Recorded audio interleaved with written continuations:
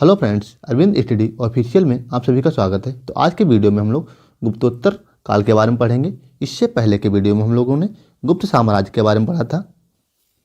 तो वीडियो शुरू करने से पहले आप नोट्स को देख लीजिएगा कि नोट्स किस हिसाब से बनाए गए हैं। तो ये नोट बहुत ही शॉर्ट नोट बनाए गए हैं, यानी बहुत ही आप कम समय में आप रिविजन कर सकते हैं।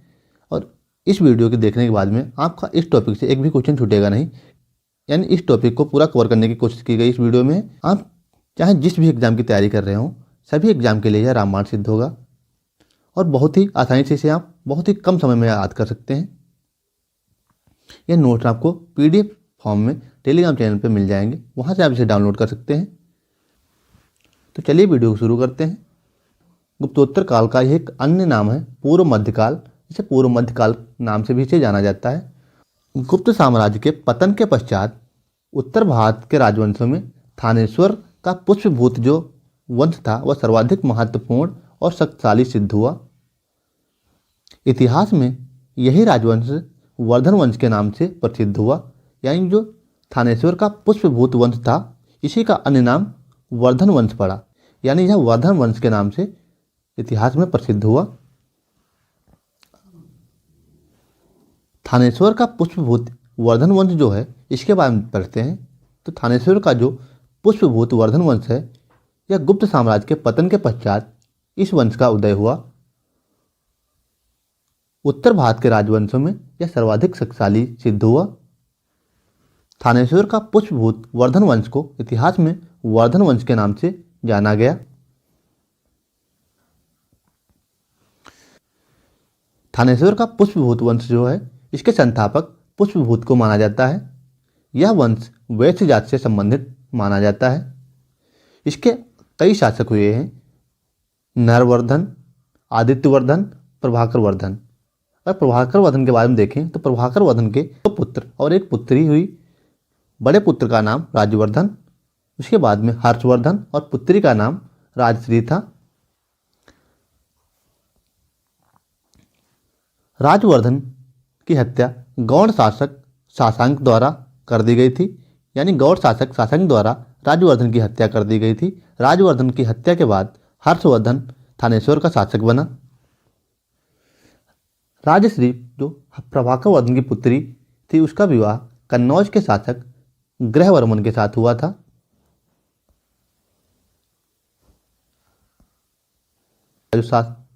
हर्षवर्धन के बारे में अगर देखें तो हर्षवर्धन का जो शासनकाल रहा है वो 606 ईस्वी से 647 ईस्वी तक रहा है।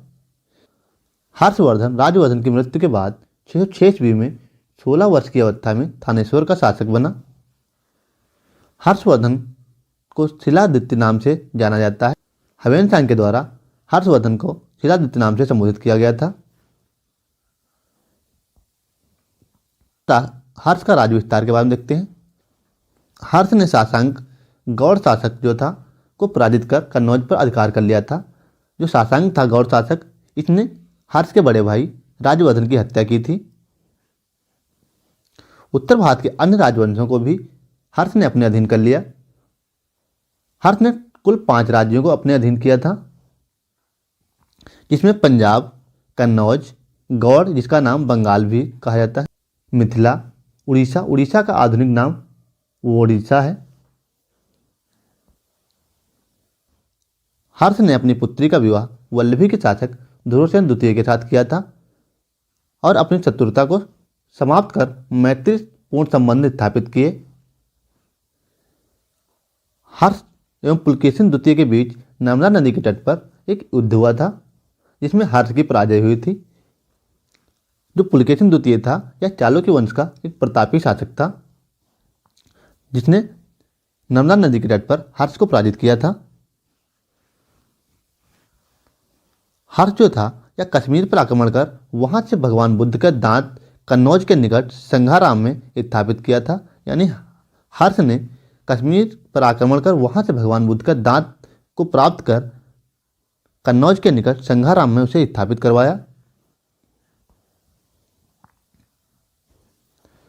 हर्ष ने संभवतः 647 ईस्वी तक थानेश्वर पर शासन किया। हर्ष का कोई भी उत्तराधिकारी नहीं था। हर्ष की मृत्यु के बाद कन्नौज पर अर्जुन नामक स्थानीय शासक ने अधिकार कर लिया था।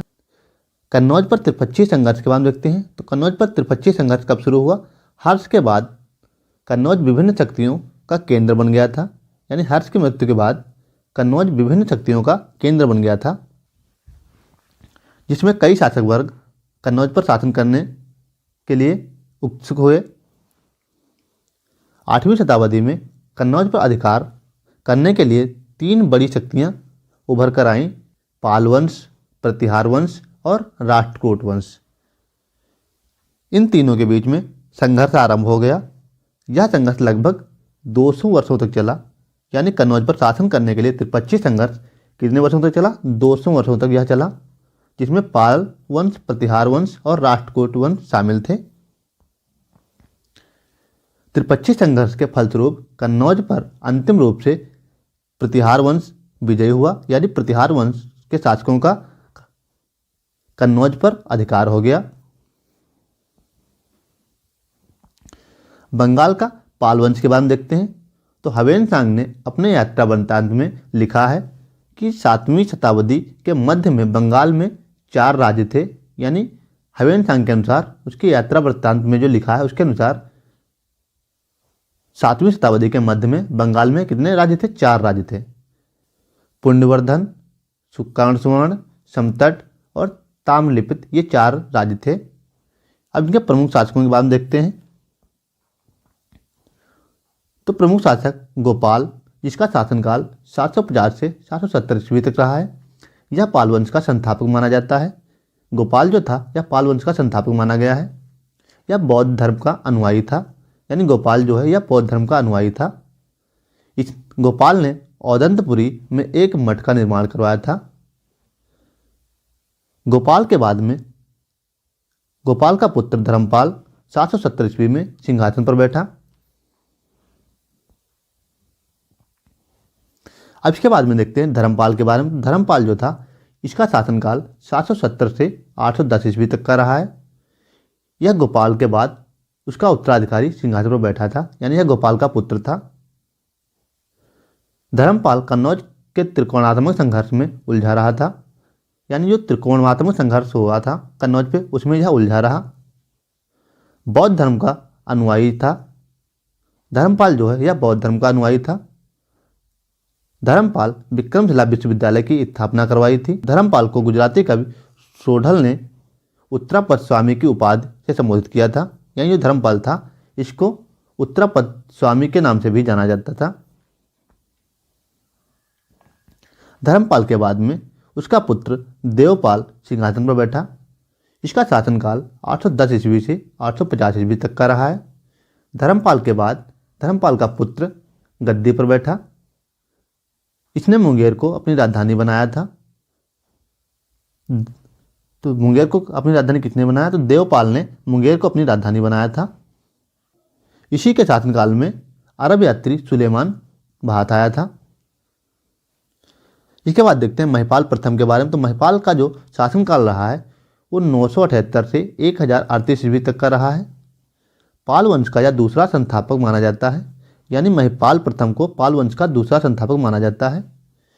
इसी के काल में राजेंद्र चोल ने बंगाल पर आक्रमण किया था। यानी महिपाल प्रथम के शासनकाल में राजेंद्र चोल ने बंगाल पर आक्रमण किया और पाल शासक को पराजित किया था। यानी राजेंद्र चोल द्वारा पाल शासक पराजित हुआ। इसके बाद देखते हैं रामपाल। तो रामपाल का जो शासनकाल रहा है वो 1075 से 1120 ईस्वी का शासनकाल रहा है। रामपाल पाल वंश का अंतिम शक्तिशाली शासक माना जाता है। यानी रामपाल के बाद में पाल वंश में कोई भी शक्तिशाली शासक नहीं हुआ है। रामपाल के शासनकाल में कैवर्तों का विद्रोह हुआ था। यानी रामपाल के शासनकाल में कैवर्तों का विद्रोह हुआ। इसका उल्लेख संध्याकर नंदी द्वारा रचित पुस्तक रामचरित में देखने को मिलता है। यानी जो कैवर्तों का विद्रोह हुआ इसका जो उल्लेख है देखने को मिलता है वो संध्याकर नंदी की पुस्तक रामचरित में देखने को मिलता है। रामपाल के बाद पाल वंश के अन्य कई शासक हुए हैं। तो जैसे कुमारपाल, गोपाल तृतीय, मदनपाल ने लगभग 30 वर्षों तक शासन किया। उसके बाद में देखते हैं बंगाल का सेन वंश। तो पाल वंश के पतन के पश्चात बंगाल के शासन की बागडोर जो थी वो सेन राजवंशों के हाथों में आ गई।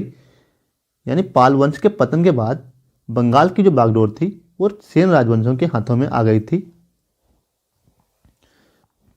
सेन वंश के जो संस्थापक माने जाते हैं वो सामंत सेन को माना जाता है। सामंत सेन ने राठ नामक स्थान पर सेन वंश की स्थापना की थी। सेन वंश के प्रमुख शासकों के बारे में अगर देखें तो सेन वंश का जो प्रमुख शासक हुए हैं जैसे विजय सेन। विजय सेन का शासनकाल 1095 ईस्वी से 1158 ईस्वी तक रहा है। सामंत सेन का यह उत्तराधिकारी था, यानी विजय सेन जो है वो सामंत सेन का पुत्र था। सेन वंश का यह प्रथम महान शासक हुआ है। विजय सेन ने विजयपुरी और विक्रमपुरी नामक 2 राजधानियों की स्थापना की। विजय सेन शैव धर्म का मतानुयायी था। विजय सेन ने कई उपाधियां धारण की, जैसे परमेश्वर, परम भट्टारक और महाराजधिराज जैसी उपाधियां धारण की थी। बल्लाल सेन के बारे में, इसका शासनकाल 1158 ईस्वी से 1178 ईस्वी तक रहा है। यह विजय सेन का उत्तराधिकारी था। बंगाल में जाति प्रथा और कुलीन प्रथा का संगठन करने का जो श्रेय है वो बल्लाल सेन को जाता है। बल्लाल सेन ने कई उपाधियां धारण की, गौडेश्वर, परम माहेश्वर, निशक शंकर, परम भट्टारक, महाराजधिराज जैसी कई उपाधियां धारण की थी। बल्लाल सेन अंतिम समय में संन्यास ले लिया था। यानी बल्लाल सेन जो था वो जीवन के अंतिम समय में संन्यास ले लिया था।